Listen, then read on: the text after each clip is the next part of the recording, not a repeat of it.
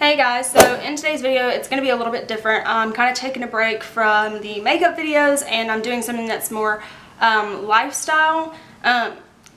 This is about something that's really serious, about something that's really affected my life, and I know that it affects a lot of people's lives. So I wanted to come and try to give advice. I couldn't find any videos on YouTube that were really going to be how I'm going to sit down and tell you guys about it. So basically this is about my migraines and my journey with chronic migraines, and I wanted to help people because there wasn't anything like this when I started having my migraines like 4 years ago.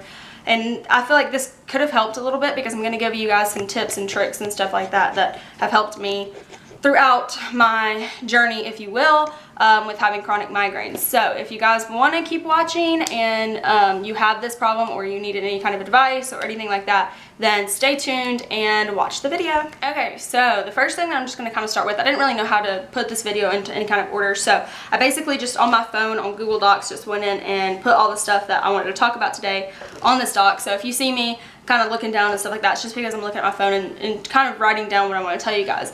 It's a really extensive, long story, so I needed something to just kind of condense down what I wanted to tell you guys, because I decided that the first thing that I was going to start with was just telling you guys my story and how my migraines started, when they started, and just over my history with them, what I've tried, and just basically my history with migraines. So that's what I'm going to start with. So not everything is super specific because I could, like I said, I could go on and on about it.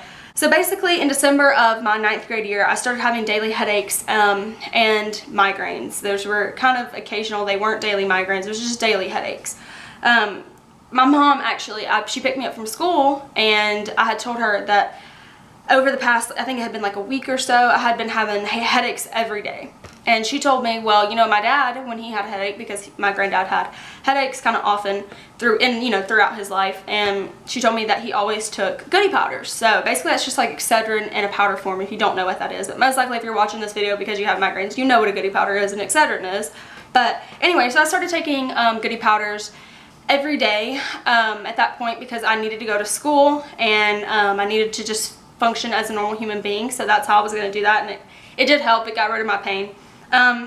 But over the course of the next few weeks, I would say, after taking these goody powders every day, it just quit working, and my migraines just every day would get worse, and it started turning into, instead of just headaches, it started turning into migraines. A few months after I started getting them, so I'm going to say springtime, my mom decided that it would be a good idea to take me to a pediatrician and just kind of talk to them about what was going on. So we went to my local pediatrician at the time, and she basically just classified my migraines as abdominal migraines, which is totally untrue, and no other doctor really understands why she did that, but that's what she did. And she gave me a medication, and I have no idea what it was. I mean, this was years ago. I have no idea what the medication was. All I know is that it wasn't specifically for migraines, and it was a preventative, and that it made me really sleepy. And I had to take it before I went to bed because it made me really tired. And she also ordered that I get an MRI. So a few months later, I went and got the MRI at St. Vincent's, and everything was perfectly normal. The medication that she had prescribed me wasn't helping at all, and they basically just told me that I should probably go see a neurologist. So my mom called a neurologist probably not long after this, and she scheduled me an appointment, but this neurologist was one of the top rated in my city, and she really wanted me to go to him, and he was highly recommended. So we decided to go to him, but he didn't have any availability until 6 months from then. So we had to wait 6 months from then, but eventually I got in his office, and my migraines at this point were just getting worse and worse and worse and worse and worse as the weeks went by. It was, I mean, when I say every day, I mean every day. It was constant, it was all the time. It was so hard for me to go to school and just maintain a normal life, but yet have these migraines. It was extremely hard. So I quit taking the medication that she prescribed, and then I went to the neurologist, and he prescribed me, I don't even know how many medications. I'm going to say a dozen because I honestly don't know, but it was a lot of medications throughout my history with him. He also gave me triptans and Toradol and other pain medication just to deal with the migraines when I, at an onset of one.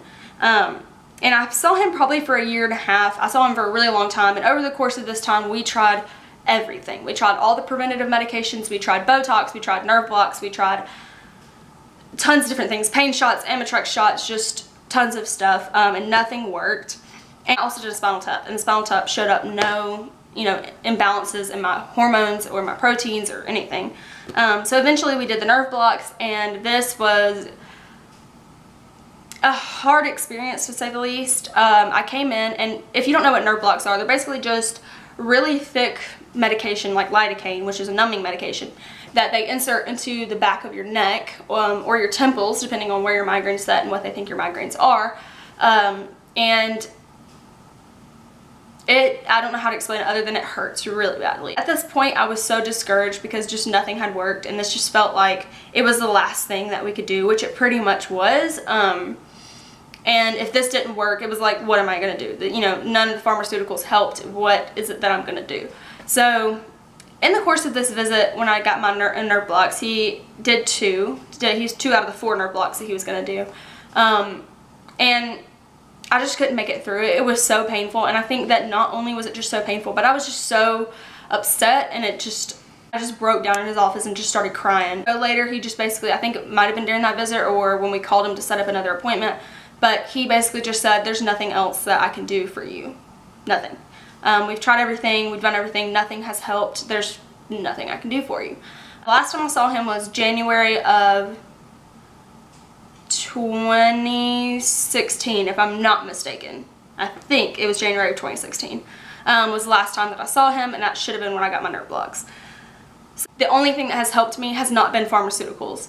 It has been alternative things that doctors that you go to aren't going to try to talk to you about. Most doctors are not going to go into the alternative healing and medication that you can take because their job is to sell pharmaceuticals. And not only that, but their education is in selling pharmaceuticals. It's not in selling you over-the-counter, you know, herbs and supplements and things like that. That's not what their education is, and that's not, you know, how they sell pharmaceuticals. So basically, with that being said, I'm just going to kind of go into what has helped, and that has been supplements. And I started taking these probably a little bit before I ended my relationship, you know, patient-doctor relationship with my neurologist.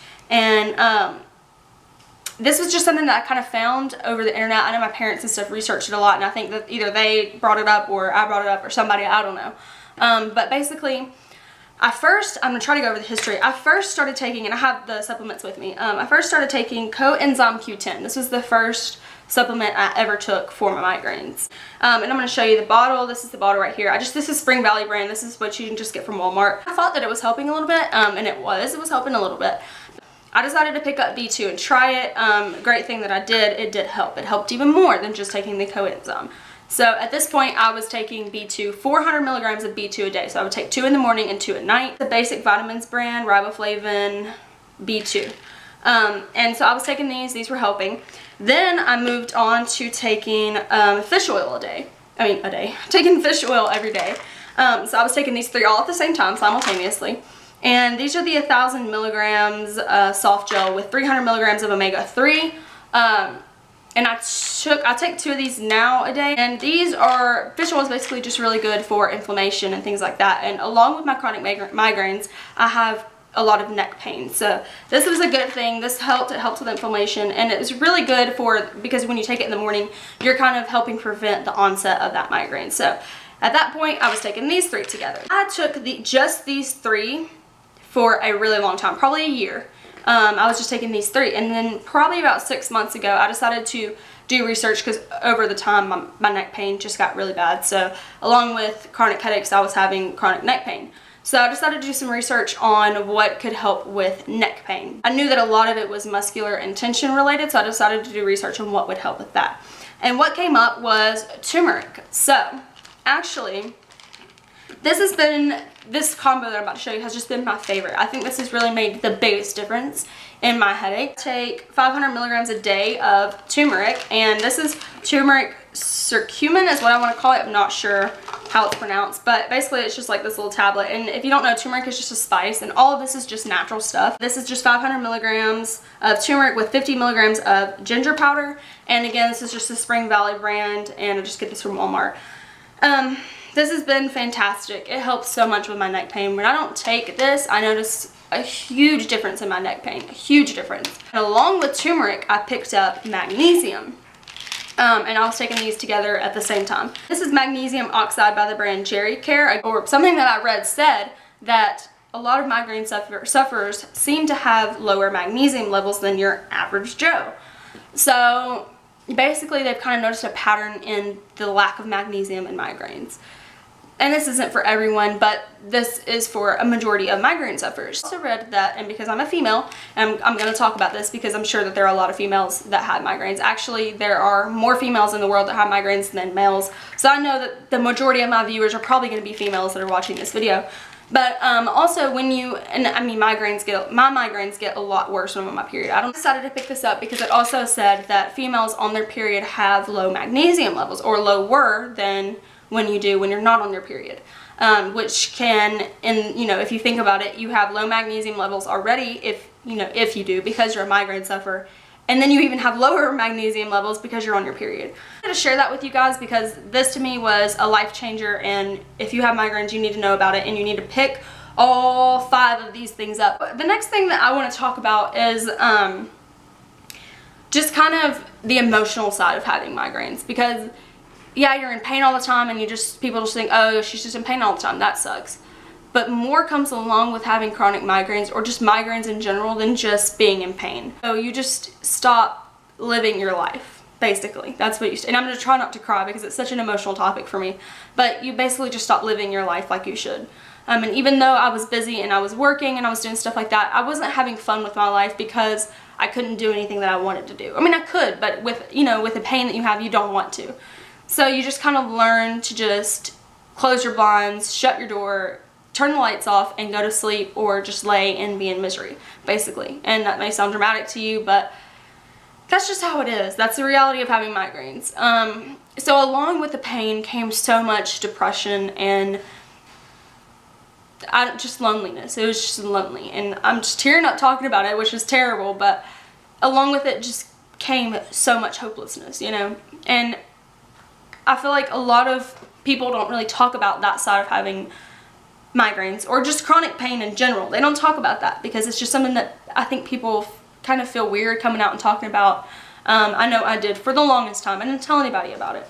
And it's okay. I just kind of want to put that out there, that it's okay to be hopeless about something, and it's okay to be depressed about something. You shouldn't keep that all bottled up inside of you into yourself. Okay, so my camera shut off. I don't really know where I was, but what I was saying, basically, I think what I was saying was that you feel like you're in the game alone and you don't really have anyone to talk about it to.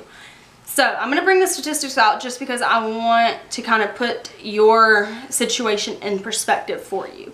37 million people in the United States suffer from migraines. And that doesn't mean that they have them chronically, but they do suffer from them. And then also 1 to 2 million people in the United States suffer from chronic headaches or chronic migraines, which means you have them pretty much on an everyday basis, or you have them at least 15 days out of a month. So that's every other day pretty much. So you're not in it alone. There's a ton of people that suffer from this, and you can find someone to talk to about it if you really want to. I wasn't a person that liked to talk about my feelings or liked to talk about it to anyone, let alone a stranger, so I didn't do any of this. But if you're a person that likes to talk about that kind of stuff, you can definitely find someone to reach out to. I want to talk about what I've learned, and so that's like another segment that I put on my phone, is I want to talk about what I've learned. So the first thing that I put down is talking about it really helps, and that's something that I was really apprehensive toward because, like I said before, I didn't do that, but it does help. You can go talk to your mom. She was a person that really helped me.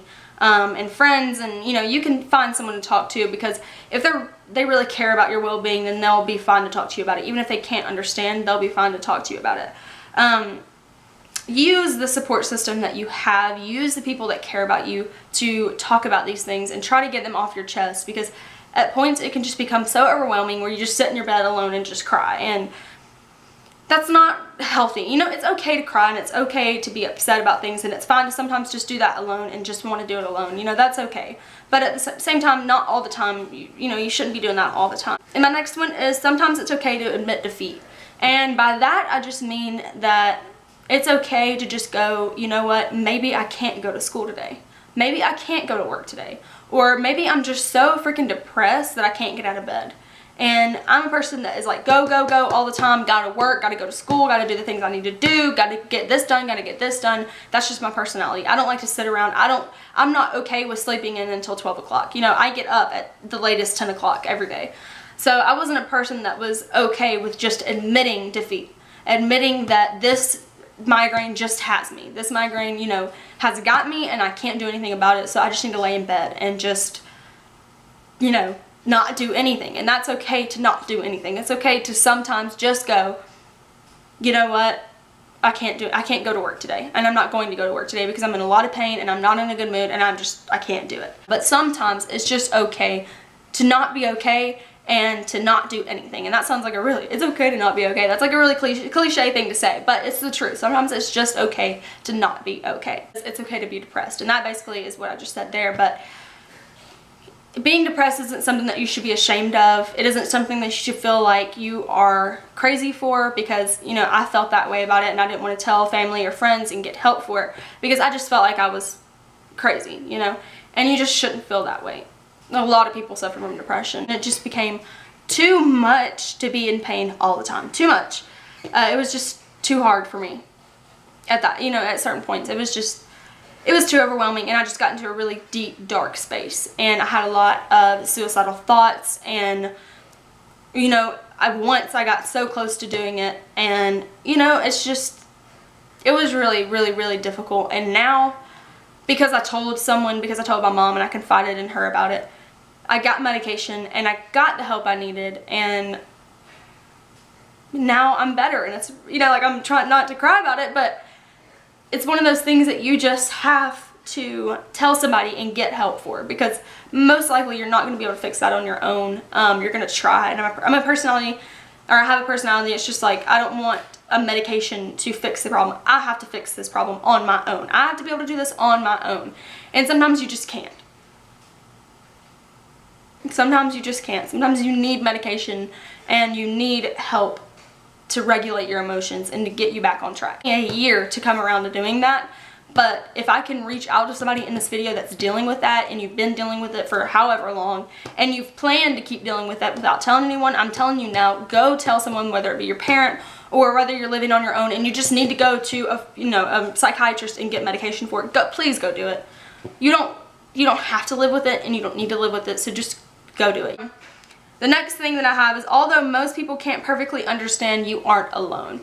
And that's the truth. If you're talking to a friend that doesn't have them, obviously they can't perfectly understand what's going on and how hard it is, but that doesn't mean that they can't be there for you, and they can't try to cheer you up, and they can't try to help you in that situation. My other one is, try to find people that you can talk to that do perfectly understand. And that's just going into what I said earlier about there being 37 million people that in the US that suffer from this. You can find someone to reach out to, and I don't know, you know, how many people are going to see this video or who's going to see this video, but if you need someone to talk to, I always put my Instagram or whatever in the video, so if you need someone to talk to about this, then you can totally reach out to me and I can have a conversation with you about it if you need to, because it's a really hard thing to deal with. And I can say that I've dealt with them long enough to know, you know, it's been years. I've dealt with them long enough to be able to give someone advice about it and to try to help you. So if you need to talk to someone and you don't know anyone else to talk to me if you need to, and I will be here for you, and I will try to help you and try to just let you have someone to talk to when you're having a bad day. And then my next thing is, just don't lose hope, and that's self-explanatory. Just try your best and not lose hope. My next one is try alternative methods, and that, I mean, this, chiropractic, acupuncture, whatever, and I'm actually about to set up an appointment for acupuncture, so I want to come on and do a video about that, and, you know, if I think it's helping, which I will eventually. But like I said before, doctors' jobs are to sell you pharmaceuticals and to push those, so don't just be stuck on that idea because they're a doctor. Try to research different things that you can do, whether it be herbal medication or, you know, whatever. Try to research different things that you can do that help people. It doesn't have to just be a pill, you know. Then my next thing is stay busy. And for me, I pretty much always stay busy. I was on the tennis team, I worked, you know, I had school, so I did stay busy. I think that's a good thing to do.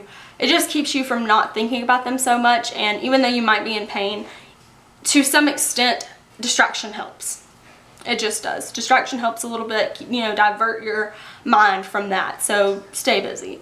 And then the last thing that I have is, don't let the condition ruin your dreams. Don't let it step on your dreams. I always wanted to go to school and, you know, be in some kind of medical, you know, career.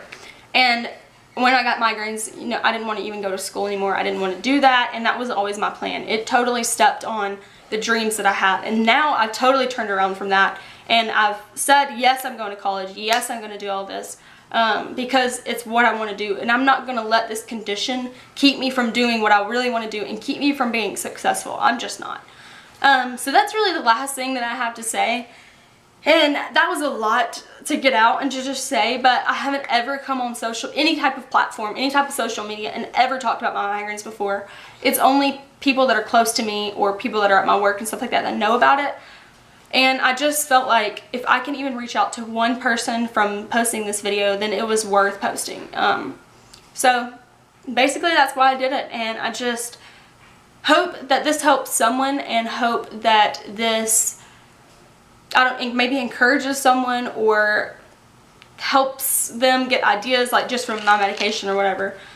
And that's basically why I made the video, and I'm saying and so much, but basically that's why I did it. And here I go again. Basically that's why I did it, and basically that's why I did it, and but you know what I mean. You know what I'm trying to say.